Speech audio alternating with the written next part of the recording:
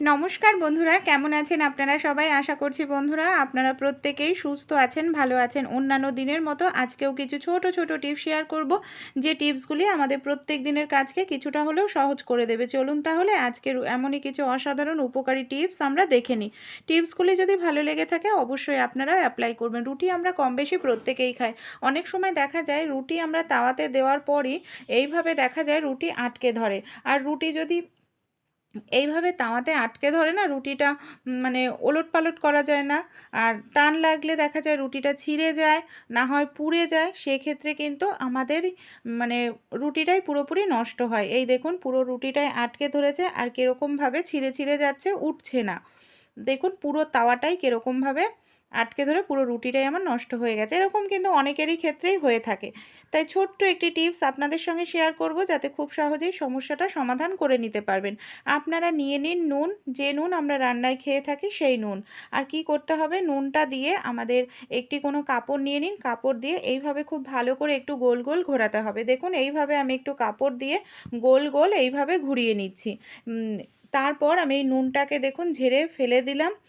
এবার আপনারা চাইলে রান্নাতেও কিন্তু ব্যবহার করতে পারেন নুনটা। এবার রুটি দিয়ে আমি আপনাদের দেখাচ্ছি। এই দেখুন রুটিটা দিয়ে দিচ্ছি। রুটিটা দেওয়ার সঙ্গে সঙ্গে এই দেখুন আমি হাত দিয়ে নাড়িয়েও দেখাচ্ছি, এটা কিন্তু কোনো রকম তাওয়াতে আটকে ধরেনি। কত সহজেই এখানে আমরা ওলটপালট, খুব সহজেই এটা ওলটপালট করা যাচ্ছে, এমনকি আমাদের রুটিটাও নষ্ট হচ্ছে না। তাই যাদেরই এরকম সমস্যা দেখা দেয়, ছোট্ট এই কাজটি করলেই দেখবেন এই সমস্যাটা খুব সহজেই আপনারা দূর করে নিতে পারবেন। ভালো লাগলে অবশ্যই কিন্তু ট্রাই করতে ভুলবেন না। আমরা অনেক সময় সবজি কাটি, দেখা যায় সে কিচেন স্ল্যাপেই সবজি কাটি কিংবা মেজোতেই। এইভাবে জায়গাটা আমাদের নোংরা হয়ে যায়। সবজির খোসাগুলো আবার আমাদের কি করতে হয়, হাত দিয়ে পরিষ্কার করতে লাগে। সেটা আবার অনেকটাই খাটনির কাজ বন্ধুরা, এতে আমাদের কাজটা আরও বেশি বেড়ে যায়। তাই ছোট্ট একটি কাজ করলেই কিন্তু আমরা যদি টিপস অ্যাপ্লাই করি তাহলে এরকমভাবে আমাদের জায়গাটাও নোংরা হবে না, এমনকি আমাদের যে পরিষ্কার করার ঝামেলা সেটাও থাকবে না। এখানে দেখুন কি করতে হবে, আমি একটি পাত্র এখানে নিয়ে নিয়েছি। আর কি করব, পাত্রের মধ্যে এখানে আমি নিয়ে নিয়েছি একটি পলিথিন। এইভাবে দেখুন পলিথিনটা আমাদের নিয়ে নিতে হবে, মানে পাত্র হোক ঝুড়ি হোক। তারপর আমাদের বাড়িতে যে সবজিগুলো আছে যখনই আপনারা কাটবেন, সে যদি আপনারা বটিতে কাটেন বটির নিচে পলিথিনটা পেতে নেবেন, আর যদি ছুরি দিয়ে এইভাবে সবজি কাটেন তাহলে এইভাবে একটি পলিথিনের মধ্যে পাত্রটাকে দিয়ে রেখে দেবেন নিচে। তারপর যদি আপনারা সবজিটা কাটেন, এই দেখুন কত সহজেই সবজির খোসাটা আমাদের আর মেজোতে পড়ছে না, এই পলিথিনের মধ্যেই কিন্তু পড়বে। পুরোটা সবজি যখন কাটা হয়ে যাবে তখন আপনারা সবজিতে খোসাতে আর হাত দেওয়ার প্রয়োজন পড়বে না। এইভাবে পাত্রের থেকে পলিথিনটাকে ছাড়িয়ে নিন, তাহলেই দেখুন পুরো সবজির খোসাটাই পলিথিনে রয়েছে। এটাকে তুলে আমরা খুব সহজেই ডাস্টবিনে কিন্তু ফেলে দিতে পারবো। আর এইভাবে পরিষ্কার করলে কি হবে, আমাদের জায়গাটাও পরিষ্কার থাকবে, নোংরা হবে না। ভালো লাগলে ট্রাই করে দেখবেন। অনেক সময় আমরা তরকারি রান্না করলে দেখা যায় তেল বেশি হয়ে যায়, বিশেষ করে শুকনো তরকারিতে যদি তেল বেশি হয়ে যায়, শুকনো তরকারির থেকে তেলটা সরানো খুবই কষ্টকর হয়ে পড়ে। তাই যদি শুকনো তরকারির থেকে তেল আপনারা সরাতে চান, এই ছোট্ট টিপসটি ফলো করবেন। কি করতে হবে দেখুন, তরকারির মাঝখানটা এইভাবে আপনারা ফাঁকা করে দিন। তরকারিটাকে পুরো চারপাশে ছড়িয়ে মাঝখানটায় ফাঁকা করলেই দেখবেন এই দেখুন তেলটা, যেটা অতিরিক্ত তেল, সেই তেলটা কিন্তু মাঝখানে এসে জমা হচ্ছে। আপনারা এইভাবে বেশি সময় নয়, 5 থেকে 6 মিনিট রেখে দিলেই হবে, যে এক্সট্রা তেলটা জমা হয়ে যাবে। তারপর আপনারা তরকারিটাকে এইভাবে সাইড থেকে একটি পাত্রের মধ্যে তুলে নিন। এই দেখুন একটি পাত্রের মধ্যে এবার আমি তুলে নিচ্ছি। আর তরকারির এক্সট্রা তেলটাও দেখুন বেরিয়ে গেছে। এতে অতিরিক্ত যে তেল হয়ে যায় সেই তেলটাকে খুব সহজেই কিন্তু আমরা তুলে ফেলতে পারি। ভালো লাগলে টিপসটি অবশ্যই কিন্তু আপনারাও ট্রাই করে দেখতে পারেন। আশা করছি অতিরিক্ত তেল আপনাদের আর তরকারিতে থাকবে। আমাদের বাড়িতে যে এই ধরনের মিক্সার থাকে, আমরা প্রত্যেক দিন মশলা পেস্ট করে থাকি। অনেক সময় কি হয়, মিক্সার জারের যে ঢাকনাটা থাকে না, সেটা একেবারে লুজ হয়ে যায়। কোনো কিছু মশলা করতে গেলে ঠিকমতো মশলা পেস্ট করা যায় না। তখনই সমস্যার মধ্যে হয়, হয়তো আমরা মশলা করতে যাচ্ছি তখন এই সমস্যাটা দেখা দিচ্ছে, বাজারে যাওয়াও সেই মুহূর্তে সম্ভব নয়। তখন আপনারা ছোট্ট এই কাজটি করতে পারেন। মিক্সার জারের দেখবেন যেখানে ঢাকনায় রাবার লাগানো থাকে তার ওপর নর্মাল যে গার্ডার হয় না, নর্মাল রাবার ব্যান্ড, সেটা আপনারা নিয়ে নিন, 2-3টে নিয়ে নিন। এইভাবে গার্ডারের ওপর দিয়ে এইভাবে আপনারা লাগিয়ে দিন। এতে কি হবে দেখবেন একেবারে না টাইট হয়ে যাবে। এই দেখুন আমি ঢাকনা আটকেও দেখাচ্ছি, পরে কতটা লুজ হয়ে গেছিলো, খুলে যাচ্ছিল, এখন কিন্তু দেখুন আর খুলছে না, একেবারে টাইট হয়ে গেছে। এটা আপনারা এমার্জেন্সি সময় ট্রাই করবেন, তারপর যখন সময় হবে দোকানে নিয়ে গিয়ে অবশ্যই এটাকে চেঞ্জ করে আনতে হবে। ভালো লাগলে টিপসটি ট্রাই করে অবশ্যই দেখবেন। ভাত আমরা কম বেশি প্রত্যেকেই খেয়ে থাকি। অনেক সময় কি হয়, আমরা যখন ভাত রান্না করে যখন কোথাও কাজে যাই, দেখা যায় ভাতটা বেশি ফুটে যায়, এমনকি তলায় লেগে যায়, পুড়ে যায়। আর জল কম দিলে এই সমস্যাটা হয়, ভাত পুড়ে যায়। তাই আপনারা একটি কাজ করতে পারেন, পুড়ে যাওয়া ভাত দেখবেন খেতে ভালো লাগে না, বাজে দুর্গন্ধও বের হয়। আর চালের অনেকটা দাম, ফেলে দেওয়াও যায় না। পেঁয়াজ আমাদের প্রত্যেকের বাড়িতেই থাকে, একটা দুটো পেঁয়াজ এইভাবে কেটে নিন, ভাতের মধ্যে আপনারা এইভাবে দিয়ে ঢাকনাটা বন্ধ করে দিন আর 2 থেকে 3 মিনিট রেখে দিন। 2 থেকে 3 মিনিট রাখলেই দেখবেন পেঁয়াজ ভাতের যে পোড়া গন্ধ আছে সেটা অ্যাবজর্ব করে নেবে। আপনাদের ভাতটা যে পুড়ে গেছিলো না, যেটা থেকে বাজে দুর্গন্ধ বেরোচ্ছিল, খাওয়া যাচ্ছিল না, সেই ভাতটাও খেতে পারবেন। আর এই যে পেঁয়াজটাকে আপনারা ফেলবেন না, এটাকেও কিন্তু রান্নার কাজে ব্যবহার করতে পারবেন। ভালো লাগলে টিপসটি অবশ্যই কিন্তু অ্যাপ্লাই করে দেখবেন। ডাল আমরা কম বেশি প্রত্যেকেই খাই। অনেক সময় দেখা যায় প্রেশার কুকারে যখন আমরা ডাল বা কোনো তরকারি ভাত বসাই, কোনো কারণে হয়তো জলের পরিমাণ আমরা বেশি দিয়ে ফেলি, অনেক সময় বুঝতে পারি না জল আমরা বেশি দিয়ে ফেলি। কি হয়, সিটি ওঠার সময় দেখা যায় সিটি বেয়ে পড়ে যায় সেই জল, এমনকি সিটিটা ঠিকঠাক মতো উঠতে চায় না, আর খুব নোংরা হয়ে যায়। তাই এই ছোট্ট টিপসটি আপনারা ফলো করতে পারেন। সিটিটা খুলে নিন, সিটির জায়গায় আপনারা কি করবেন, এখানে দেখুন আমি নিয়ে নিচ্ছি সামান্য পরিমাণে একটু সর্ষের তেল। আমাদের কি করতে হবে, সিটির জায়গায় সামান্য একটু সর্ষের তেল দিতে হবে, এতে সিটির জায়গাটা ক্লিয়ার থাকবে। আর ভেতরের দিকটাও এইভাবে একটু তেল দিয়ে দেব, এতে কি হবে, সিটিটা খুব সুন্দরভাবে উঠবে। আর যে রাবারটা আছে সেই রাবারেও না আমরা একটু তেল লাগিয়ে নেব, এতে রাবারটা কখনোই টাইট হয়ে আটকে যাবে না। আর যখন বাসন মাজতে নেব মানে প্রেশার কুকার, তখন খুব সহজেই খুলে যাবে। এই ছোট্ট টিপসটি অ্যাপ্লাই করুন, দেখবেন জল যদি কোনো কারণে বেশিও দেন বা কম দেন, সিটি খুব সহজেই উঠবে, সিটি আটকে যাবে না, এমনকি প্রেশার কুকারও অতিরিক্ত নোংরা। মটরশুঁটির মধ্যে আপনারা যদি একটি জিনিস এইভাবে মিশিয়ে দিতে পারেন, সারা বছর আপনাদের মটরশুঁটি টাটকা সবুজ ফ্রেশ থাকবে, স্বাদ গন্ধ কিচ্ছু নষ্ট হবে না। শীতকালের শেষের দিকে দেখবেন মটরশুঁটির দামটা অনেকটাই কিন্তু কম হয়। তাই আমরা যদি মটরশুঁটিগুলোকে সংরক্ষণ করে রাখতে পারি, সারা বছর খেতে পারবো। এমনকি আমি যেভাবে দেখাবো সেইভাবে যদি আপনারা রাখেন, মটরশুঁটি ঠিকঠাক মতো সেদ্ধও হবে, মানে পরে যখন আপনারা অফ সিজনে খাবেন, এমনকি মটরশুঁটির স্বাদ গন্ধ কালার কিচ্ছু নষ্ট হবে না। এখানে দেখুন আমি 1 কিলো মতো মটরশুঁটি নিয়ে নিয়েছি। মটরশুঁটিটার খোসা কিন্তু আগে আমি ছাড়াইনি, খোসা সমেত মটরশুঁটিটাকে খুব ভালো করে ধুয়ে নিতে হবে 2-3 বার। অবশ্যই কিন্তু মটরশুঁটি ছাড়ানোর আগেই আমাদের 2-3 বার মটরশুঁটিটাকে ধুয়ে নিতে হবে। এইভাবেই আমি কচলে কচলে মটরশুঁটিটাকে ধুয়ে নিচ্ছি, কারণ ছাড়ানোর পর আমরা কিন্তু আর মটরশুঁটিটা ধোবও না, কোনো রকম মটরশুঁটি আমরা সেদ্ধও করব না। এইভাবে দেখুন 2-3 বার আমি ধুয়ে নিয়েছি। এই ধরনের যে ছিদ্রযুক্ত থালা হয় তার মধ্যে আমি মটরশুঁটিগুলোকে রেখে দিয়েছি, যাতে মটরশুঁটির যে জলটা আছে সেটা যেন ঝরে যায়। তাই এইভাবে আমাদের 1-2 মিনিট রেখে দিলেই কিন্তু মটরশুঁটির জলটা ঝরে যাবে। তারপর আমরা কি করব, মটরশুঁটির যে খোসায় জল রয়েছে সেই জলটা যাতে একটু না থাকে, মটরশুঁটির গায়ে না থাকে, এর জন্য এই ধরনের টাওয়ালে বা কোনো কাপড়ের ওপর আমরা ছড়িয়ে দিচ্ছি, তারপর একটু মুছে নেব। মটরশুঁটির গায়ে যদি জল থাকে তাহলে কিন্তু মটরশুঁটিগুলো বেশি দিন ভালো থাকবে না, খুব দ্রুত তাড়াতাড়ি নষ্ট হয়ে যাবে, ফাঙ্গাস ধরে যাবে আর পচে যাবে। তাই এইভাবে মুছে নিচ্ছি সবার প্রথমে। খুব ভালো করে দেখুন আমি জলটা এখানে মুছে নিয়েছি মটরশুঁটির থেকে। এবার আমরা কি করব, মটরশুঁটিগুলোকে ছাড়িয়ে নেব। এই দেখুন এইভাবে আমি মটরশুঁটিগুলো ছাড়িয়ে নিচ্ছি। আমরা যখন হাত দিয়ে মটরশুঁটিগুলো ছাড়াই খোসা, আমাদের অনেকটা না সময় লেগে যায়।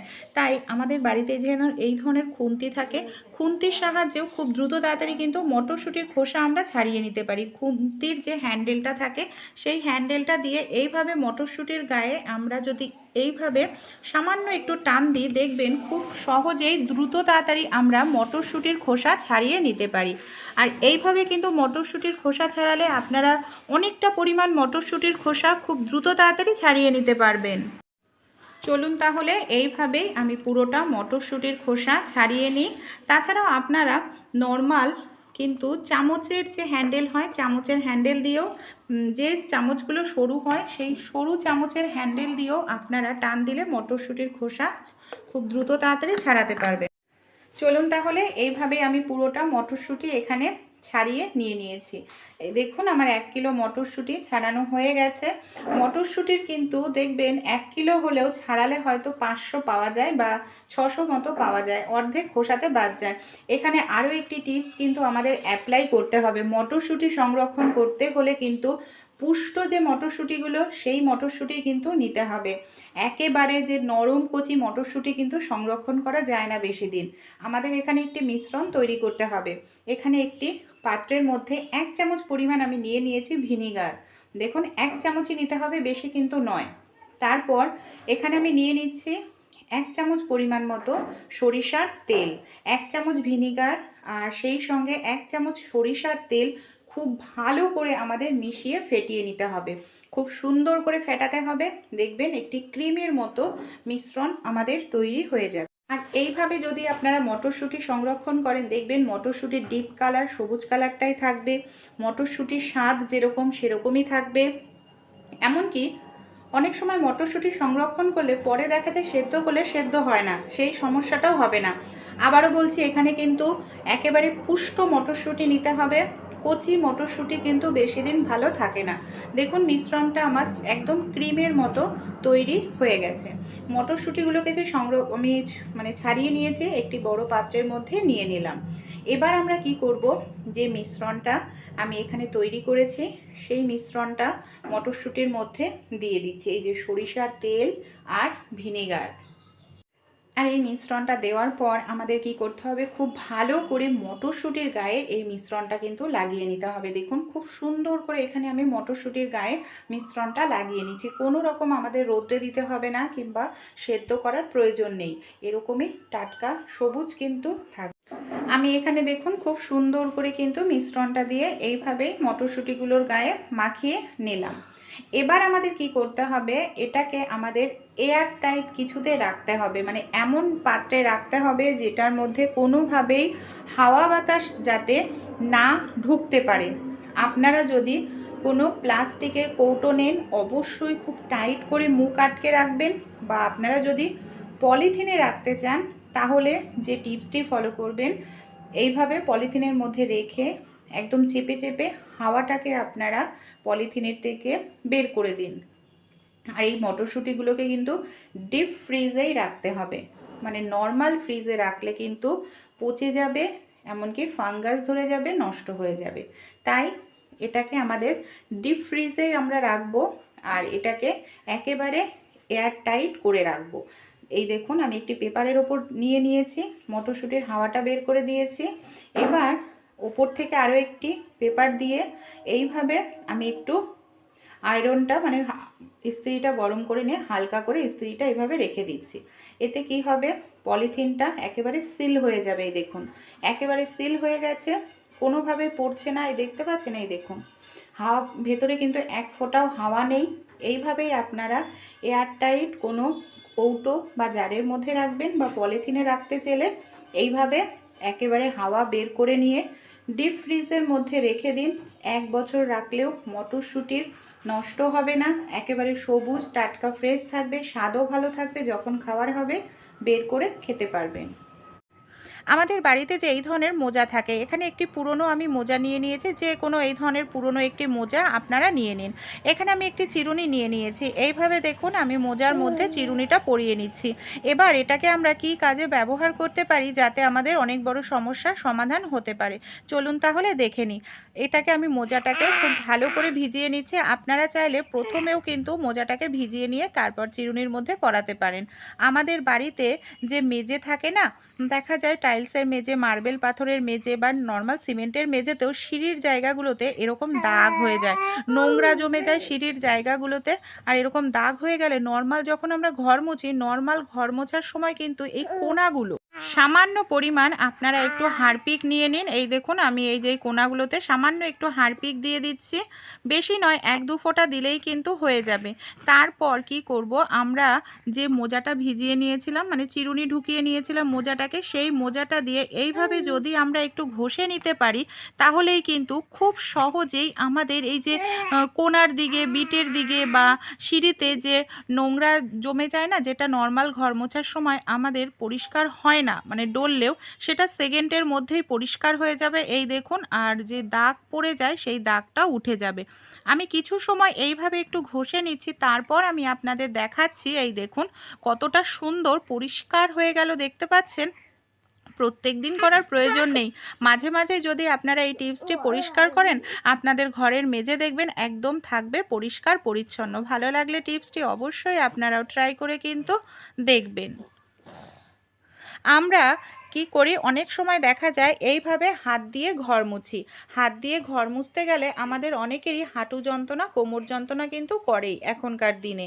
কিন্তু সমস্যাটা কি হয়, অনেকের বাড়িতেই মফ থাকে না, তাই মফ কেনার কোনো রকম প্রয়োজন কিন্তু আপনাদের পড়বেই না। আমাদের বাড়িতে নর্মাল যে জলের বোতল থাকে, কোল্ড ড্রিঙ্কসের বোতল থাকে, যে কোনো একটি বোতল এইভাবে কেটে নিন মাথার অংশটা। তারপরে যেটা দিয়ে ঘর মোছেন বোতলের ওপর সেটাকে রেখে নিন। এই ধরনের একটি বড় একটি লাঠি নিয়ে নিন। লাঠিটাকে আপনারা ঠিক এইভাবে ভেতরের দিকটা ঢুকিয়ে নিন বোতলের মধ্যে। এইভাবে যদি ঢোকান, কোনোভাবেই কিন্তু লাঠিটা আর খুলবে না। এই দেখুন টাইট হয়ে আটকে গেছে একদম লাঠিটা। এবার আমরা এই লাঠির সাহায্যে কিন্তু খুব সহজেই আমাদের ঘর মুছে নিতে পারি। আর এইভাবে ঘর মুছলে আমাদের হাঁটু যন্ত্রণা, কোমর যন্ত্রণাও হবে না, এমনকি ঘরটাও খুব সুন্দর পরিষ্কার হবে। যেখানে আমাদের হাত পৌঁছায় না, এমনকি কষ্ট হয় মোছা, সেই জায়গাটায়ও আমরা সুন্দর করে মুছে নিতে পারবো। আলমারির তলা, বিশেষ করে বক্স খাটের তলা, অনেক সময় অনেকটা দূরে আমাদের হাত যায়ও না, তা এইভাবে আপনারা খুব সহজেই ঘরটা মুছে নিতে পারবেন। ছোট ছোট আইডিয়া টিপসগুলি ভালো লাগলে ট্রাই করবেন। যখন মোছা হয়ে যাবে খুলে জল দিয়ে ধুয়ে আবার নেক্সট দিন ইউজ করতে থাকবে না। এখানে আমি একটি পাত্র নিয়ে নিয়েছি। এখানে কিন্তু এই ধরনের প্লাস্টিকের যে পাত্র হয়, প্লাস্টিকের পাত্রই কিন্তু নিতে হবে। কোনো রকম স্টিলের জিনিস কিন্তু ব্যবহার করা যাবে না। এটাকে আমরা কোথায় কি কাজে ব্যবহার করব চলুন তাহলে দেখে নিই। এখানে আমি নিয়ে নিয়েছি পাত্রের মধ্যে 1 চামচ পরিমাণ মতো খাবার সোডা। এখানে খাবার সোডা বা আপনারা চাইলে ইনো ব্যবহার করতে পারেন। এখানে আমি নিয়ে নিচ্ছি হারপিক। কি করব দেখুন, এই যে 1 চামচ খাবার সোডার সঙ্গে 1 চামচ পরিমাণ মতো হারপিক দিয়ে দিতে হবে। আর বেশি পরিমাণে মিশ্রণ তৈরি করলে বেশি পরিমাণে আপনারা হারপিক ব্যবহার করবেন। এবার একটি কাঠের চামচ নিয়ে নিয়েছি আমি। এখানে স্টিলের চামচ ব্যবহার করবেন না, যেহেতু হারপিক দেওয়া হচ্ছে। স্টিলের পাত্র বা স্টিলের জিনিস ব্যবহার করলে তাহলে কিন্তু কালো হয়ে যাবে, তাই প্লাস্টিক বা কাঠের কোনো জিনিস ব্যবহার করবেন। খুব ভালো করে এটাকে মিশিয়ে নিয়েছি। এই দেখুন, যেহেতু হারপিক আর খাবার সোডা, তাই একটা রিয়াকশান করেছে আর ফুলে উঠেছে। এটাকে আমাদের কিছু সময়ের জন্য এখন রেখে দিতে লাগবে। আমি এটাকে 2 মিনিটের জন্য রেখে দিচ্ছি। 2 মিনিট পর দেখবেন ফোলা ভাব, যেটা অনেকটা ফুলে ওঠে, সেটা কমে যাবে। এবার খুব ভালো করে এটাকে মিশিয়ে নিচ্ছে। দেখুন মিশ্রণটাও শুকনো হয়ে গেছে। এবার কি করব, এর মধ্যে আমাদের আর একটি জিনিস দিতে হবে। সবার প্রথমে একটু ভালো করে এটাকে মিশিয়ে নিচ্ছি।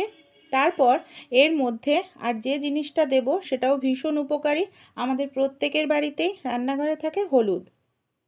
সামান্য পরিমাণ হলুদ দিয়ে দিলাম। হলুদ দিয়েও খুব ভালো করে এটাকে আমি এইভাবে মিশিয়ে নিচ্ছি। এই দেখুন মিশ্রণটাকে খুব সুন্দর করে এখানে আমাদের মেশাতে হবে হলুদ দিয়ে। হলুদ অ্যান্টিবায়োটিকের কাজ করে, খাবার সোডা ব্যাকটেরিয়া জীবাণু ধ্বংস করে, হারপিক যে কোনো জিনিস পরিষ্কার করতে কিন্তু সাহায্য করে, আমরা প্রত্যেকেই জানি। মিশ্রণটা খুব সুন্দর করে মিশিয়ে নিয়েছে আর এরকম শুকনো হয়ে গেছে। এবার কি করব, আমাদের বাড়িতে যে নর্মাল বোতলের ঢাকনা থাকে, ছোট বড় আপনারা আপনাদের পছন্দ মতো নেবেন। এইখানে জলের বোতলের একটি ঢাকনা নিয়েছি। এইভাবে আমি মিশ্রণটাকে দেখুন ভরে নিচ্ছি। এইভাবে জলের বোতলের মধ্যে আমাদের মিশ্রণটাকে চেপে চেপে ভরে নিতে লাগবে। বাকি মিশ্রণটাকে আরও আমি জলের বোতলের ঢাকনার মধ্যে ভরে নেব। এইভাবে পুরো চেপে আমি ভরে নিলাম। এবার আমরা এটাকে কি কাজে কোথায় ব্যবহার করব চলুন তাহলে দেখে নিই। আমাদের বাড়িতে যে পলিথিন থাকে, আমাদের একটি পলিথিনের টুকরো নিয়ে নিতে লাগবে। এটাকে কি করতে হবে, পলিথিনের টুকরোটা দিয়ে ভালো করে কভার করে নিতে হবে, মানে ঢেকে নিতে লাগবে। এই দেখুন আমি একটি পলিথিন দিয়ে এইভাবে ঢেকে নিচ্ছি, আর নিচের যে অতিরিক্ত এক্সট্রা পলিথিন রয়েছে সেটাকে কি করব, কেটে ফেলবো। তারপর কি করব, একটি গার্ডার নিয়ে নেব, গার্ডারের সাহায্যে খুব ভালো করে এটাকে আমাদের টাইট করে আটকে নিতে হবে। গার্ডার দিয়ে ভালোভাবে আটকানোও যাবে, আরও একটি সুবিধা হবে, এখানে দড়ি না ব্যবহার করে গার্ডারটাই ব্যবহার করবেন। এবার আমরা নিয়ে নেব একটি সেফটি পিন, আর সেফটি পিনটার সাহায্যে কি করতে হবে, ওপরে ছোট ছোট করে 5-6টা ছিদ্র আমাদের করে দিতে লাগবে। রেডি হয়ে গেছে এটা। আমাদের বাড়িতে যে কোমরটা থাকে বাথরুমের, দেখা যায় কোমরটা আমরা পরিষ্কার করা 1 থেকে 2 দিন পরে বাজে দুর্গন্ধ বেরোয়, নোংরা হয়ে যায়, রোজ রোজ কারোর পক্ষেই পরিষ্কার করা সম্ভব হয়ে ওঠে না। এই যে মিশ্রণটা আমরা তৈরি করে নিলাম, এটাকেই আমরা ব্যবহার করব, রোজ রোজ পরিষ্কার করতে লাগবে না, কোমর আমাদের একেবারে পরিষ্কার পরিচ্ছন্ন থাকবে। এর জন্য কি করতে হবে, কোমরের যে ফ্ল্যাশ বক্স রয়েছে, ফ্ল্যাশ বক্সের ঢাকনাটা আমি খুলে নিচ্ছি, এই যে গার্ডারটাকে এই আংটার মধ্যে আমরা আটকে নেব, তাহলে এটা খুলেও পড়বে না। আর যখন শেষ হয়ে যাবে আবার এটাকে বের করে আমরা মিশ্রণটা ভরে নিতে পারবো। এই দেখুন, আর এটা জলের মধ্যে ঘোরাঘুরিও করবে না, এইভাবে থাকলে জলটা মানে যখন ওপরে থাকবে তখন মিশ্রণটা জলের সঙ্গে মিশবে। এবার ঢাকনাটা আমি ঢেকে দিলাম এইভাবে, যখন আমরা কোমরটা ইউজ করব ফ্লাশ করলে জলের সঙ্গে সেই মিশ্রণটাও বের হবে, এর ফলে আমাদের কোমরটা খুব সুন্দর পরিষ্কার পরিচ্ছন্ন থাকবে, জীবাণু ব্যাকটেরিয়া কিছুই থাকবে না, আর রোজ রোজ পরিষ্কার করার ঝামেলাও কিন্তু থাকবে না। গরমকাল পড়তে না পড়তেই দেখা যায় মশার উৎপাত ভীষণ বেড়ে যায়, আর মশার হাত থেকে বাঁচার জন্য আমরা কত কিছুই না অ্যাপ্লাই করি, মশা মারা তেল, কয়েল, ধূপকাঠি, স্প্রে, কিন্তু এই ধরনের জিনিসগুলো বাচ্চাদের ক্ষতিকর, আর মশা কামড়ালে ডেঙ্গুর মতো রোগ কিন্তু আমাদের শরীরে বাসা বাঁধে। তাই আমরা ঘরোয়া উপায়েই খুব সহজেই নামমাত্র খরচে মশা বাড়ি থেকে তাড়িয়ে ফেলতে পারি, আমাদের শরীরে রোগ ব্যাধিও হবে না, মশাও বাড়ি থেকে চলে যাবে। আমাদের বাড়িতে এই ধরনের অনেক ওষুধ থাকে, যে ওষুধগুলো দেখা যায় আমরা খাই না, হয়তো ডেট এক্সপায়ার হয়ে গেছে, ওষুধের ডেট চলে গেছে, আর যে কোনো ওষুধই যখন ডেট চলে যায় সেটা কিন্তু বিষের সমতুল্য হয়ে যায়। তা সে যে কোনো ওষুধই হোক না কেন, এই ওষুধের সাহায্যে কিন্তু আমরা খুব সহজেই বাড়ি থেকে মশাকে তাড়িয়ে ফেলতে পারবো। এখানে দেখুন নর্মাল একটি পিসটা আমি নিয়ে নিয়েছি, এই পিসটাটার মধ্যে আমি নিয়ে নিচ্ছি, এখানে যে ওষুধটার ডেট শেষ হয়ে গেছে, এক্সপায়ার ওষুধ, সেই ওষুধ একটি আমি নিয়ে নিচ্ছি। তারপর এখানে আমাদের নিয়ে নিতে হবে কর্পূর। আমাদের প্রত্যেকের বাড়িতেই কর্পূর থাকে, বড় কর্পূর ছিল, বড় কর্পূরের থেকে আমি এখানে কিছুটা পরিমাণ কর্পূর দেখুন ভেঙে নিয়ে নিয়েছি। এই যে কর্পূর আর যে ওষুধের ডেট শেষ হয়ে গেছে, যে কোনো ওষুধ এই ধরনের ট্যাবলেট নিয়ে নেবেন, এটাকে না খুব ভালো করে আমাদের এইভাবে একটু গুঁড়ো করে নিতে হবে। দেখুন আমি এটাকে একটু ভালো করে দুটোকেই গুঁড়ো করে নিচ্ছি, তাহলে জলের সঙ্গে খুব দ্রুত তাড়াতাড়ি মিশতে সাহায্য করবে, পাউডার মতো করে নিলে। এই দেখুন পুরোপুরি একদম গুঁড়ো কিন্তু হয়ে গেছে কর্পূর আর ওষুধটা। এখানে একটি পাত্র নিয়ে নিয়েছি, পাত্রের মধ্যে আমি এই মিশ্রণটা ঢেলে দিয়ে দিলাম।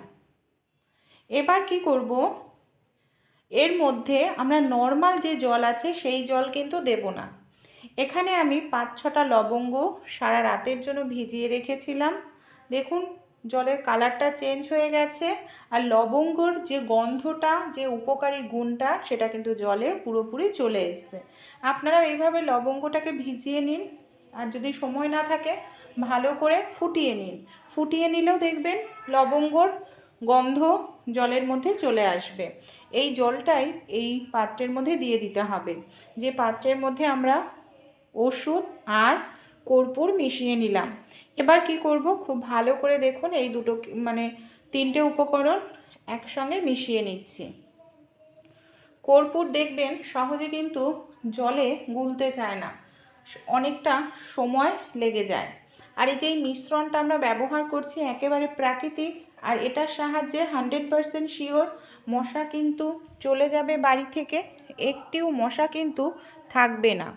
তাই এটাকে আমাদের একটি কাজ করতে হবে, আমি এখানে হালকা করে একটু গরম করে নেব, একদম লো ফ্লেমে, বেশি গরম নয়, হালকা গরম, যাতে কর্পূরটা জলের সঙ্গে খুব ভালোভাবে মেশে, এমনকি গন্ধটাও যাতে জলের মধ্যে ভালোভাবে থাকে। এর জন্য হালকা করে একটু মিশিয়ে নিচ্ছে। দেখুন যখন জলটা হালকা গরম হয়ে যাবে, মানে আমরা হাতে সহ্য করতে পারি, তখন এটাকে আমি নামিয়ে নেব। হালকা গরম হয়ে গেছে, এবার এই পাত্রটাকে আমি নামিয়ে নিচ্ছি।